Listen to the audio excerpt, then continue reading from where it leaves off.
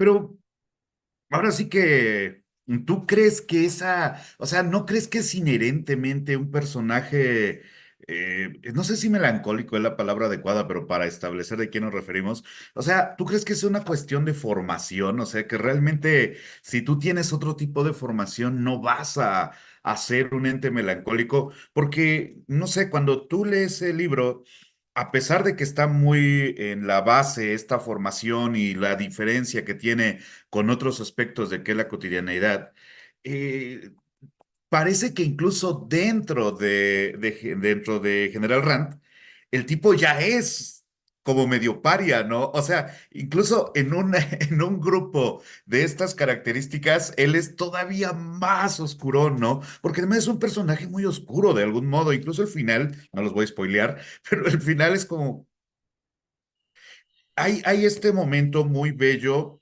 de la vecina que asume que no lo va a ver más y es muy oscuro ese momento, ¿sabes? Y te digo, creo que incluso dentro de esta formación de carácter humanista hay como algo más raro en el personaje principal, ¿no crees? Claro, es llevado, la condición humana, la conciencia de la condición humana y esa melancolía llevada al extremo. Y durante los diferentes capítulos siempre se trata de llevar las preguntas o los conflictos de la ciudad desde el punto de vista de su formación humanística y de sus dudas. Vos el otro día en un directo te reías y hacías bien en hacerlo, de cómo es que de repente está hablando de cosas que no tienen mucha profundidad o tal, y el tipo, Martín, el personaje, eh, Ujú. descubre la existencia de Dios y del sexo de los ángeles y la Trinidad, y hace las fórmulas matemáticas, todo en una clase de ciencias en la universidad. Es que se acaba de enterar de los números y de las reglas matemáticas y tal, pero su interés profundo, mientras tanto, va por otro canal.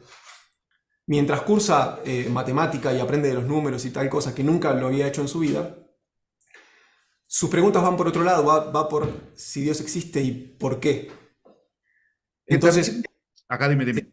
no, no, no, decía, y para terminar, y utiliza el lenguaje de lo que va aprendiendo en la superficie para llevar su hilo de vida que tiene que ver, va por otro lado y tiene que ver con el responderse esas preguntas. Que también es como un tópico muy de novela francesa antigua, ¿no? Incluso, o sea, estas inquietudes al respecto de Dios y tal, que actualmente están dentro de los límites del estudio, o sea, del estudio teológico, de la filosofía y tal, pero que en algún momento de la historia eran preocupaciones cotidianas, ¿no? O sea, tal vez no para todos. Yo siempre he propuesto que para el que tenía una granja en Holanda y su preocupación era hacer queso, pues a lo mejor le angustiaba, pero no podía dedicarse a ello. Pero para los que eran considerados universitarios, intelectuales y tal, los conflictos era cómo probar que Dios existe, el sexo de los ángeles y tal. Y entonces, actualmente parecen como herramientas de ficción. Te digo que, por ejemplo, acá en México hay como esta idea de los ángeles y su presencia en el mundo fue muy popular en algún momento en la literatura de ficción mexicana, pero se nos pasa que realmente hubo un tiempo en que este clima surrealista era real, ¿no? O sea, ese límite extraño entre la magia cotidiana y nuestra lógica actual de desconfianza, pero con algunos matices surrealistas por aquí y por allá, ¿no? Sí, sí, sí, eso se da así como tal cual lo decís. Y sí, es lógico que no sea una discusión de hoy. ¿Para quién? Para el mundo de hoy eficientista y tal, no para una persona que cae así de afuera. Lo mismo se da con el tema que quizás en algún momento de la vida nos podemos plantear, si existe o no el libre albedrío, si el tiempo existe y si en realidad todo está escrito desde antes, o si realmente tenemos la posibilidad de decidir cada una de nuestras acciones. Eh, y uno puede abordarlo desde el punto de vista ensayístico, desde la literatura, desde la filosofía, pero la idea el desafío un poco del libro fue abordarlo desde una persona que tiene una formación radicalmente humanista. Además es Y interesante. Ajá. no, no, dime, dime. Es interesante, por ejemplo, esto de menciones reverenciales a Borges, Dolina, Sábato, Alighieri, Condesa Beatriz de Día. porque se siente esta presencia, ¿sabes? De hecho, hay como momentos en que es muy sábado. Yo no, cuando lo empecé a leer, ahora sí que me fui como medio directo al texto, bueno, a las prólogos y tal, y decía, me sabe a sábado este asunto, ¿no? Pero es como un estilo, porque era lo que platicábamos antes de entrar, que hay en esta novela en las de Dolina, en las de Sábato, en las de Borges, no un estilo formal, diría yo, sino este apego de lo urbano mágico de la ciudad que se devora a sí misma de algún modo, ¿no? O sea, digo, por ejemplo, pensaba en Cartas Marcadas de Dolina, no sé si ya lo leíste, pero la descripción del espacio que está como moviéndose continuamente es como muy argentino. Yo no he encontrado esa característica en novelas o literatura de otro lado. Por ejemplo, qué sé yo, se me ocurre la trilogía de la ciudad de Auster. Y sí, la ciudad es un lugar, es un personaje, pero está como inmóvil, ¿no? O sea, es una presencia dominante, pero no vital. Y algo que pasa en El Jardín de Ur, en otras novelas de estos autores, es que el lugar donde sucede la historia se mueve de algún modo, ¿no? O sea, como que tiene una capacidad de mutar para adaptarse a lo que está sucediendo. Esto es como, o sea, ¿se los enseñan en algún lado a ustedes o cómo pasa? Quizás, bueno, hay dos cosas que quería decir. Una respecto a las menciones referenciales, pero primero respondo a esto que decías. Lo estábamos hablando antes y creo que quizás tiene que ver con la arquitectura y la forma de la ciudad. Ujú, Bueno, quizás el DF algo también de esto. Buenos Aires es absurdamente grande para lo que es Argentina, para ujú. lo que es el resto de las ciudades argentinas, y es absurdamente solitaria, cargada de una nostalgia muy terrible. Hay una película, no sé si tan buena, no me acuerdo bien cuál era, pero que Argentina de hace muy poquito, que comienza diciendo Buenos Aires es la capital de un imperio europeo que nunca existió. Ay, qué bonito. Tiene esa nostalgia de algo falso, pero de algo semoviente, de algo...